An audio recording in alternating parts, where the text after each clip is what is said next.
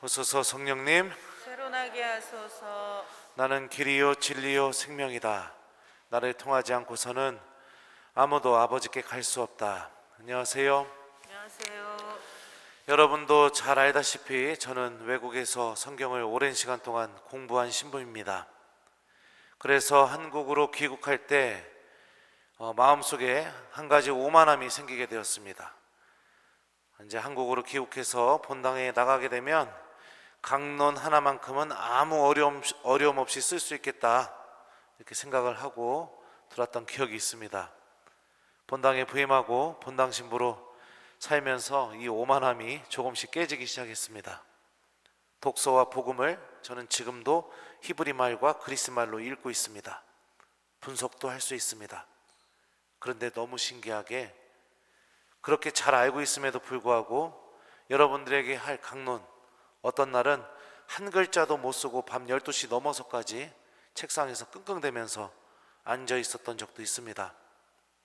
그러다가 결국에는 12시, 1시에 성체조배실에 내려가서 주님, 나 어떡하라고 이러십니까? 저희 교우들에게 정말로 하고 싶은 말씀이 무엇입니까? 제가 어떤 말을 하기를 바라고 계십니까? 라고 이렇게 성체 앞에 매달려서 예수님께 도와달라고 기도했던 적이 한두 번이 아닙니다. 우리는 때때로 너무 간단한 사실을 잃어버리면서 신앙생활을 할 때가 있습니다. 저처럼 내가 가지고 있는 능력만으로 모든 것을 다 할 수 있다고 착각할 때가 종종 있습니다.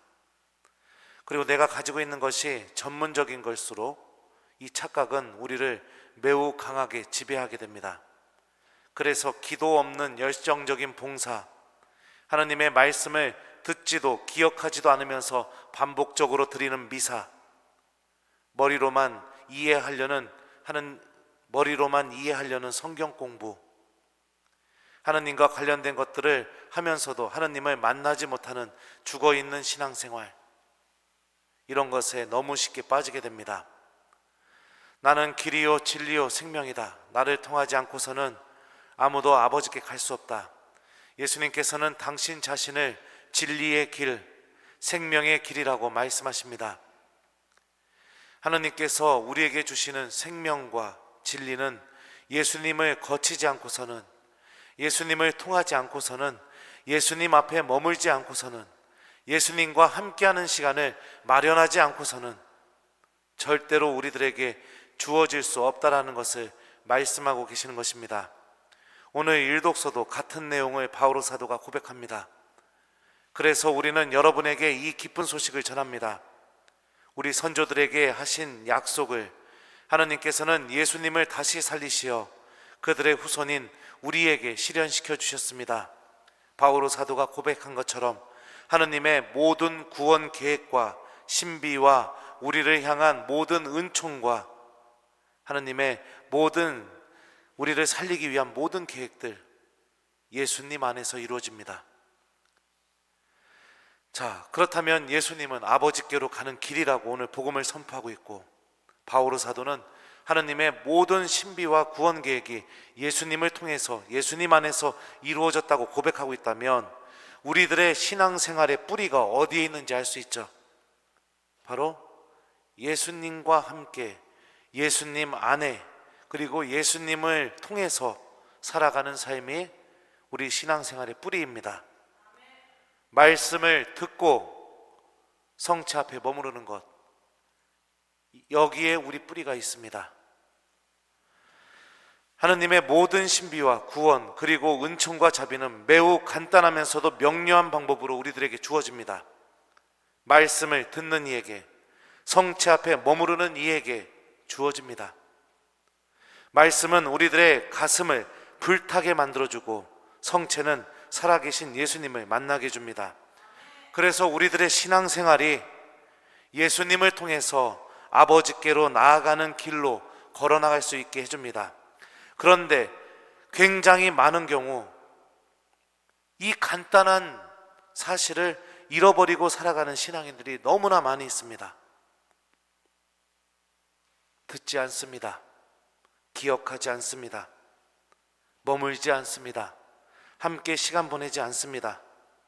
바로 말씀과 성체 안에 살아계시면서 우리를 생명으로 인도하시는 그 길이신 그 예수님이라는 길로 걸어가려고 하지 않습니다. 그러기에 신앙생활은 오래 했음에도 불구하고 나의 가슴은 무미건조하고 나의 영혼은 말라가고 하느님은 정말로 살아계신 분이신지 잘 모르겠다고 내 스스로도 그렇게 젖어들면서 신앙생활을 하게 되는 경우들도 종종 찾아옵니다.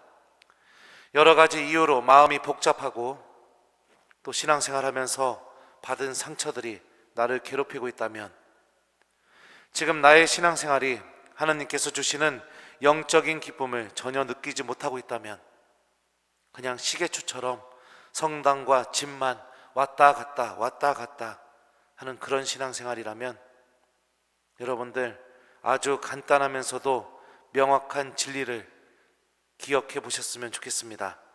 바로 아버지께로 가는 길이며 진리와 생명의 길이신 예수님께 내가 머무는 것입니다.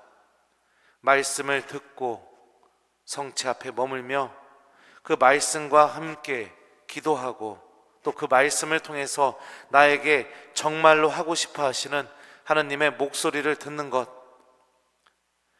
우리는 이 방법을 통해서 하나님을 만나는 사람들입니다. 다른 방법은 존재하지 않습니다.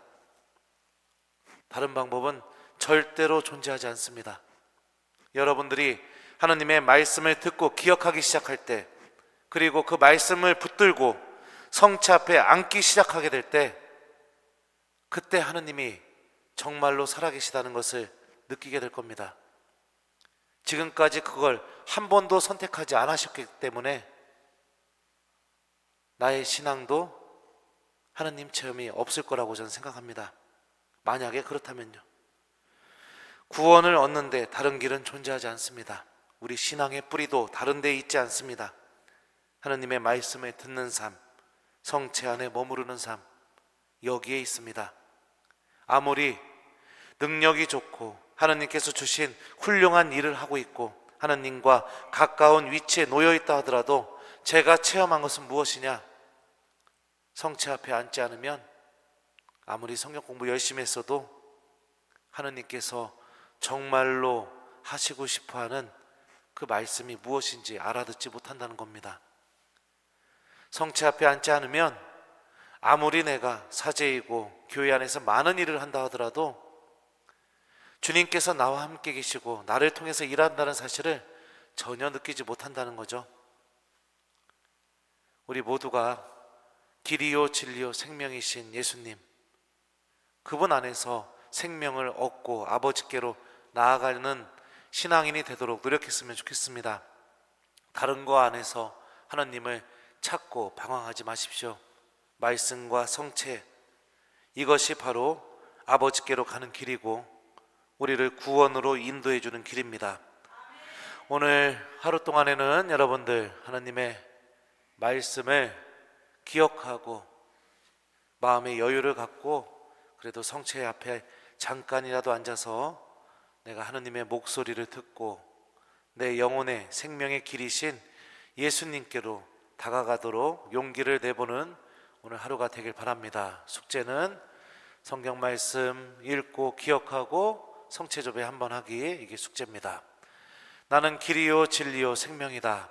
나를 통하지 않고서는 아무도 아버지께 갈 수 없다. 아멘.